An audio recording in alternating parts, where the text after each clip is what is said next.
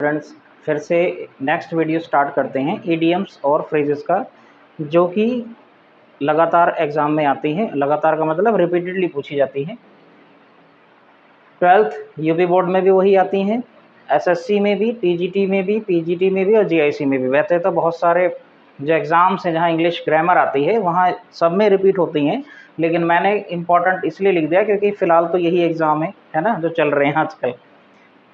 चलिए तो बिना देरी के स्टार्ट करते हैं। पहला एडियम है guys, to cut Gordian not.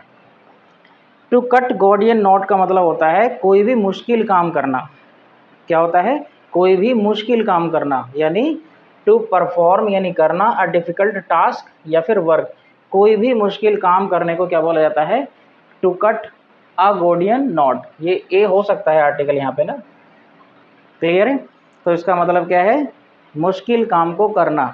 जैसे अगर यूज़ करना हो सेंटेंस में तो I am going to cut that Gordian knot. इसका मतलब क्या है? मैं उस मुश्किल काम को भले मुश्किलों में करने वाला हूँ। क्लियर?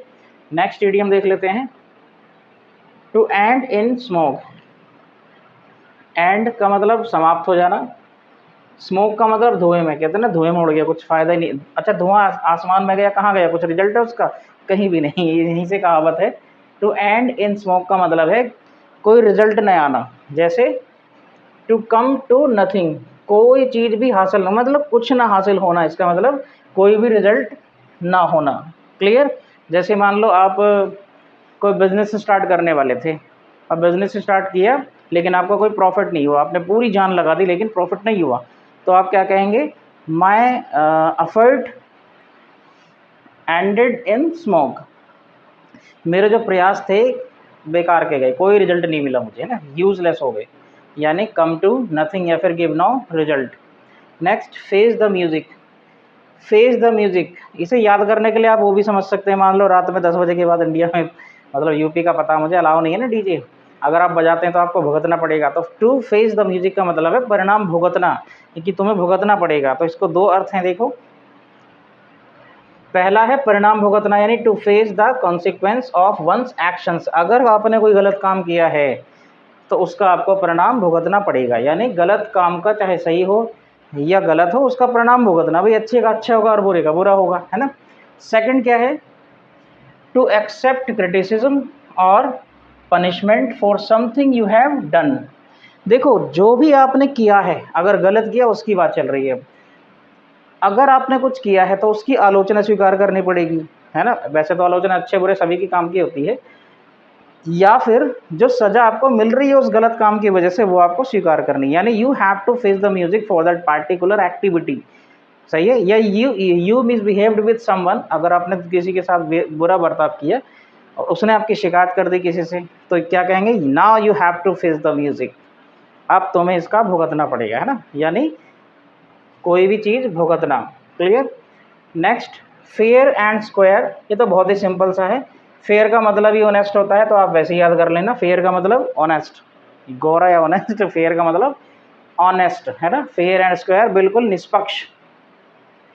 अगला, अ फेयर वेदर। ये आर छूट गया गाइज, आर जरूर लिख लेना यहाँ पे ना। अ फेयर वेदर फ्रेंड, ये बड़ा मुझे मज़ा आता है इस ईडियम में, इस वाले में, है ना। फेयर वेदर फ्रेंड का मतलब है, जब फेयर का मतलब मैंने क्या बताया अभी, अच्छा, है ना, लेकिन यहाँ फेयर मौसम के लिए यूज़ हुआ। फेयर का मतलब अच्छा, सुहाना मौसम। तो कुछ लोग क्या होते हैं, दोस्त, जब तक आपका बढ़िया चल रहा है जीवन तब तक आपके दोस्त हैं। जैसे ही आपकी उल्टी गिनती शुरू, यानी मान लो आपको पैसे की कमी है, किसी चीज़ की कमी है, जैसे ही उनको पता लग गया कि ये अब ठन गोपाल हो गया, ही हैज़ बीन रॉब्ड, है ना, तो क्या उससे पत्ता काट लेंगे। वो पत्ता का मतलब हट जाएंगे वहाँ से। मतलबी दोस्त, ऐसे दोस्तों को क्या बोला जाता है? मतलबी दोस्त, यानी अ friend in good days only, केवल अच्छे दिनों का दोस्त है। जैसे ही आपके बुरे दिन आए निकल ले गए, तो कौन मैं कौन, भाड़ में गया, सब कुछ, है ना। तो फेयर वेदर फ्रेंड का मतलब क्या है? मतलबी दोस्त। ऐसा दोस्त जो केवल अच्छा है आपके जीवन में, आप उसके काम के हैं, तभी आपका दोस्त है, अदरवाइज नहीं है। Next, to fall in with. देखिए दो है ये वाला जो नीचे वाला ना 7 नंबर पे, ये इसका देखिए एंटोनिम है। फॉल इन विद का अपोजिट क्या है? टू फॉल आउट विद, है ना। तो पहले इसको समझ लेते हैं, टू फॉल इन विद।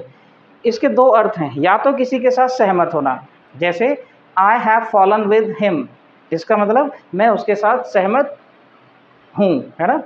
ये दूसरा मतलब क्या है, to meet by chance and get involve with someone. पहला मतलब है किसी के साथ सहमत होना, क्लियर है, किसका मतलब है टू फॉल इन विद। दूसरा मतलब क्या है, कभी हम होता नहीं ट्रेन में जा रहे हैं, बस में जा रहे हैं, या कहीं पार्क में बैठे हैं, कोई मिल गया हमें, हम सफ़र मतलब साथी, ट्रैवल करने वाला या पार्क में घूमने वाला, उसके साथ बैठ के बातें बनाने लगी, उस चीज़ को भी क्या बोला जाता है कि I had fallen with them, मैं उनके साथ घुल मिल गया था, है ना। तो किसी से अचानक मिलना, बाई चांस मिलना, और उनके साथ घुल मिल जाना, या फिर उनके साथ इन्वॉल्व हो जाना, इन्वॉल्व मतलब उनमें शामिल हो जाना, क्या कहलाता है, to fall in with. With किसके लिए लगेगा, जिससे आप मिलेंगे, जैसे I have fallen in with them, मैं उनके साथ घुल मिल गया, या फिर मैं उनसे सहमत था, क्लियर। इसका उल्टा ये है टू फॉल आउट विद। ये ज़्यादातर जो आया ना एग्जाम में, टू फॉल आउट ज़्यादातर आया है, और ज़्यादातर बुक्स में भी टू फॉल आउट दे रखा। फॉल आउट का मतलब झगड़ा करना, है ना।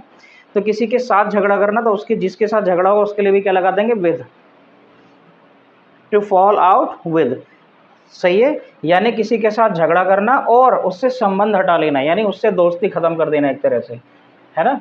किसी से झगड़ा करना, और झगड़ा करना क्या है, दोस्त से अगर आपका आर्गुमेंट भी हो गया, आपने उससे दोस्ती खत्म कर दी, तो आप किसका यूज़ करेंगे, to fall out with, clear है। यानी या तो झगड़ा करना या फिर आर्गुमेंट करना, किसी से आर्ग्यू करके अपना संबंध हटा लेना, यानी दोस्ती तोड़ देना एक तरह से।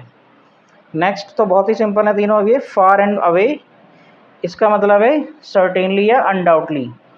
जैसे किसी की तारीफ़ करनी है कि भाई बिना शक के वो तो बेहतरीन आदमी है, तो he is a nice person far and away, clear, he is a nice person far and away, या फिर far and away comma he is a nice person undoubtedly, बिना किसी शक के कि बढ़िया है ना। नाइन्थ, फार एंड वाइड, तो देखिए इसके तो यहीं पे लिखा है, उससे आपका मीनिंग याद करना इजी हो जाएगा। फार का मतलब दूर, वाइड का मतलब चौड़ा, है ना, बहुत, यानी हर जगह, एवरीवेयर। इसका अर्थ क्या है गाइस, एवरीवेयर, हर जगह। जैसे you can see far and wide and you will find people all around, है ना। तुम कहीं भी देख सकते हो, हमें हर जगह तुम्हें क्या मिलेंगे, लोग मिलेंगे। लास्ट है फास्ट लिविंग। तो फास्ट लिविंग थोड़ा आपको हो सकता है ना मिले ढूंढने में, लेकिन ये इसका एक इनफॉर्मल यूज़ है। इनफॉर्मल मतलब बोलचाल की भाषा में अगर किसी को ताना टाइप मारना तब यूज़ करते हैं, है ना। फास्ट लिविंग का मतलब है to live give sorry a live